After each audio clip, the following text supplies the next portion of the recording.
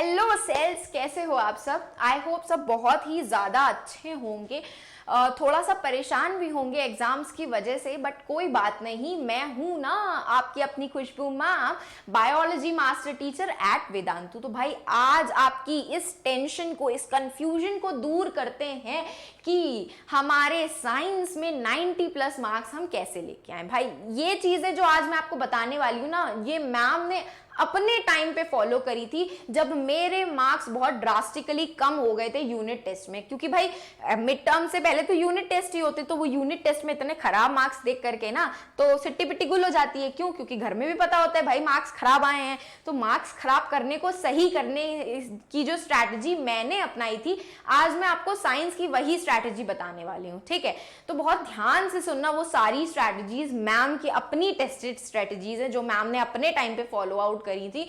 तो I hope आप सबको शायद ये अगर फॉलो करोगे तो शायद नहीं, 101% ये गारंटीड आपको फ्रूटफुल रिजल्ट देंगी। ठीक है, तो मस्त धमाकेदार सी पहली ट्रिक जो आपको बताऊंगी ना, वो ये है आपकी फिजिक्स के लिए।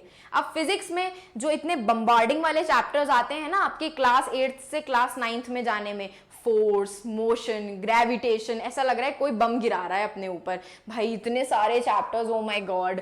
क्लास 8 में तो हमने ऐसा कुछ पढ़ा नहीं था। क्लास 9 में जब बच्चे मूव करते हैं ना तो इतने सारे चैप्टर्स देख के वहीं घबरा जाते हैं, वहीं गुम हो जाती है सिट्टी पिट्टी।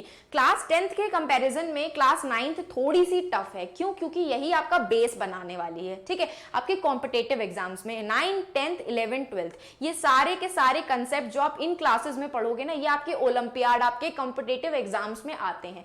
तो भाई आज इन्हीं बॉम्बार्डिंग चैप्टर्स को जो आपकी लाइफ पे बॉम्बार्ड कर रहे हैं, बॉम्बिंग कर रहे हैं, इनसे छुटकारा पाने के लिए आज मैं आपको पहली ट्रिक बताती हूँ फिजिक्स के चैप्टर की। तो फिजिक्स जो है ना, उसमें न्यूमेरिकल्स आपके बहुत सारे प्रेजेंट होंगे। तो practice as many numericals as possible, जितने हो सके उतने ज्यादा न्यूमेरिकल से न्यूमेरिकल्स प्रैक्टिस करो। आपको AKR सर अगर लाइव सेशन में न्यूमेरिकल्स प्रैक्टिस करवाते हैं तो भी अटेंड दो सेशंस। उन सेशंस को तो आप जरूर अटेंड करो ताकि आपको एक वैरायटी ऑफ न्यूमेरिकल्स पता चल जाए कि किस टाइप के कैसे कैसे न्यूमेरिकल्स आ सकते हैं। ठीक है, ठीक। दूसरी चीज ये होती है, वो आती है आपकी बायोलॉजी की। ठीक है, रट्टा मार भाई, रट्टा मार बायोलॉजी। यूजुअली ना टीचर्स इस चीज के ऊपर फोकस नहीं करते हैं। वो ये कहते हैं कि भाई रटना नहीं है, कंसेप्ट समझो, ये समझो, वो समझो, टर्म्स में ये लिखा है, ये वो लिखा है, ऐसा लिखा है, ऐसा लिखा है। अब मैम को कौन बताए मैम की बायोलॉजी में इतने खतरनाक टर्म्स होते हैं ना कि उनको देख के ही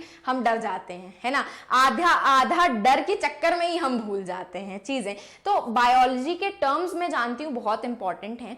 उनके लिए आप एक चीज कर सकते हो, जो आपके स्टिकी नोट्स आते हैं ना अपने टेबल के पास में, वो इंपॉर्टेंट से पॉइंट्स जो आपको याद नहीं रहते वो स्टिकी नोट पे वहां पे चिपका दो। आते जाते देखोगे ना तो याद ही हो जाएगा, वैसे भी अपने आप ही याद हो जाएगा। और रट्टा मारो भाई, जितना रट्टा मार सकते हो। ठीक है, क्योंकि बायोलॉजी में रट्टा मारने का मतलब ये नहीं कि कंसेप्ट नहीं समझ रहे हो, कंसेप्ट समझो। मेरे सारे चैप्टर्स के शॉर्ट्स, 1 शॉट और सारे सेशंस आपके बहुत अच्छे थे, जिसमें मैंने बहुत ही सिंपल लैंग्वेज में हर चीज को एक्सप्लेन किया है।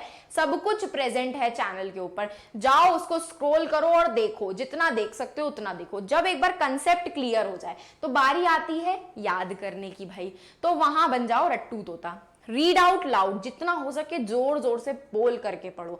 थक जाते हो रेस्ट ले लो, लेकिन बोल बोल करके पढ़ोगे ना तो ब्रेन जल्दी रिस्पॉन्ड करता है और आपको चीजें वो लंबे टाइम तक याद रहती हैं। जब मुझे चीजें याद नहीं होती थी ना तो मैं बोल बोल करके ही पढ़ती थी। ठीक है, और या तो किसी को एक्सप्लेन कर देती थी। ठीक है, जबरदस्ती बैठा करके एक्सप्लेन कर देती थी, मम्मा को ही एक्सप्लेन कर देती कि मम्मा सुन लो क्या बता रही हूँ। ठीक है, तो जब आप किसी चीज को, किसी पर्सन को कोई कंसेप्ट एक्सप्लेन कर रहे होते ना तो आपको वो खुद भी वो कॉन्सेप्ट याद हो जाता है। तो बस रट्टा मारना है, खतरनाक रट्टा मारना है बायो में, कंसेप्ट समझने के बाद रट्टा मारना है। ठीक है, और लास्ट में आता है हमारा केमिकल लोचा वाला सब्जेक्ट। भाई साहब इतनी खतरनाक रिएक्शंस होती हैं, इतनी खतरनाक रिएक्शंस यूनिवर्स में होती हैं, हमें तो पता ही नहीं था 8th क्लास तक। और जब भाई 9th में आते हैं तो इतनी खतरनाक reaction, double displacement reaction, precipitation reaction, redox reaction, वो इसके साथ मिल जा रहा है, वो इसके साथ मिलकर के ये कलर बना दे रहा है, वो उसके साथ मिलकर के हीट प्रोड्यूस कर दे रहा है। भाई ये सब ही देख करके हालत खराब हो जाती है कि भाई इतने सारे रिएक्शंस कैसे प्रेजेंट होंगे, कैसे इनको बैलेंस किया जाएगा, कैसे लर्न करें, हमें कुछ समझ में नहीं आ रहा मैम, हम क्या करें। तो भाई मैम बताती हैं क्या करने का है। देखो, chemistry is all about concepts. Chemistry में भी कंसेप्ट बहुत प्रेजेंट है। कंसेप्ट को समझो कि कौन सा रिएक्शन क्यों हो रहा है, किसके साथ हो रहा है। और रिएक्शंस जो होती है ना, उनको रटने के लिए लिख करके प्रैक्टिस करो, जितना पॉसिबल हो उसको लिख करके प्रैक्टिस करो। बैलेंसिंग की प्रैक्टिस करो। जितने सेशंस आपके Vedantu 9th and 10th channel पे, वेदांतु क्लास 9th पे अवेलेबल हैं, जाके उनको देखो बार बार। क्वेश्चंस की वैरायटी पता चलेगी, क्या क्या पूछा जा रहा है, किस ट्विस्ट एंड टर्न के साथ वो पूछा जा रहा है। और लास्ट में एक रामबाण इलाज बताऊंगी, PYQs, प्रीवियस ईयर क्वेश्चंस। जब भी आपका सेशन लाइव होता है, प्रैक्टिस पेपर का, प्रीवियस ईयर क्वेश्चन पेपर का जरूर अटेंड करो उससे, क्योंकि प्रीवियस ईयर क्वेश्चंस पेपर जो होते हैं ना आपके, वही आपको एक कंसेप्ट की क्लियरिटी देते हैं, एक पैटर्न बताते हैं एग्जाम का कि क्वेश्चन आपको कैसे आ सकता है, और जो कंसेप्ट आपने समझा है उसे एग्जाम में अप्लाई कैसे करना है। क्योंकि बात तो वही आती है, जब अप्लाई करना ही नहीं आएगा कंसेप्ट को, तो जो कंसेप्ट समझा है उसका कोई मतलब ही नहीं रह जाएगा। तो भाई यही केमिकल लोचा से बचने के लिए, और आपके फिजिक्स की बॉम्बार्डिंग से बचने के लिए, और बायो की रट्टा मार से बचने के लिए यही है PYQs, रामबाण इलाज। तो फॉलो कर लो, नहीं तो मैं तो चली भाई, है ना। तो यहां हो जाता है हमारा सेशन खत्म।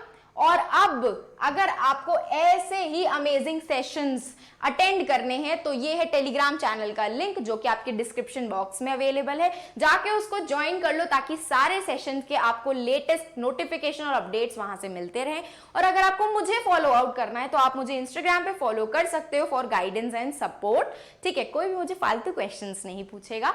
और ये है आपके सारे वेदांतु 9th के, आपके सारे फेवरेट मास्टर टीचर्स के अपने अपने शॉर्ट्स के चैनल। तो जिसको जिसको फॉलो आउट करना है, या जिसको जिसको 60 सेकेंड्स के अंदर रिवीजन करना है, वो इनको फॉलो आउट कर सकता है। तो अब हम फिर मिलेंगे चलते चलते अपने ऐसे ही अमेजिंग नेक्स्ट सेशन में। तो bye bye and take care.